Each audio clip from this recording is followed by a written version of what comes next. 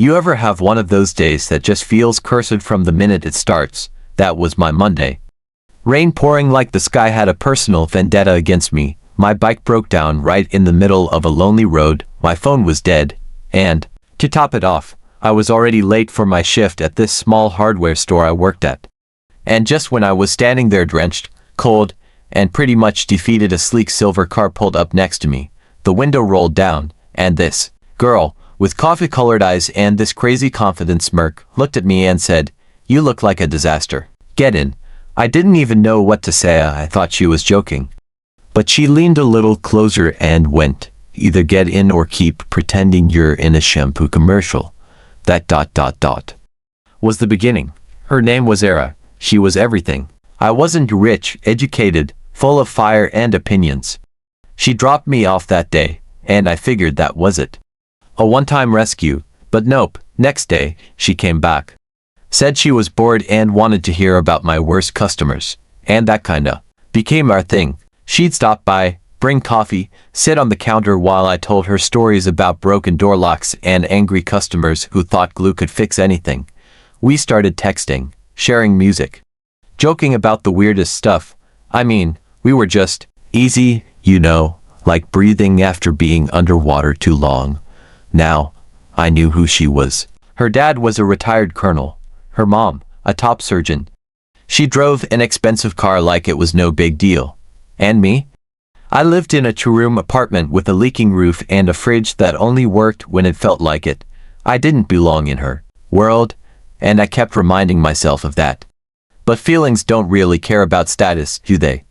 It wasn't one moment that changed everything, it was all the little ones. The time she brought me soup when I was sick, the way she remembered how I like my coffee, the way I couldn't sleep if I hadn't heard her voice that day. And one night, after a stupid argument, I told her she deserved someone better. Someone with more money, a real future, and she just looked at me, dead serious, and said, "I don't want better, I want you." That's when I kissed her. Under a busted streetlight, both of us soaking wet, felt like a movie. But trust me, the real drama came after. Her parents found out.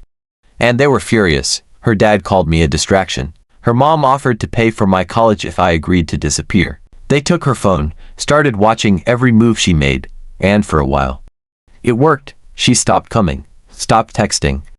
I waited every day, hoping she'd show up. And she didn't. 3 months of silence. 3 months of wondering if it had all been in my head. Then one evening, I saw her at a second-hand bookstore. She was holding that old poetry book we used to read together. She looked different, thinner, tired, but those eyes. "Same fire," she said. "I tried living without you. It didn't work." We talked that night for hours, in her car. In the rain. Again. She told me she'd secretly applied to local universities just to stay near me. That she still had our photos saved in a file named Math Homework. We decided no more hiding. She sold her car to help pay for my university admission. We moved into this tiny apartment above a bakery, where the walls were paper thin, and the bathroom sink leaked nonstop. But we were together. Some days we had just one meal. Some nights, no power, but we laughed. We fought. We made it work. I got an internship. She started working at a library. Slowly, life changed. I was promoted. She graduated. She opened a small nonprofit for underprivileged girls. And 5 years later, I proposed on another rainy day, of course. She said yes before I even finished the sentence. At our wedding, we didn't invite her parents. We didn't need their approval anymore, but they showed up anyway. Her mom cried.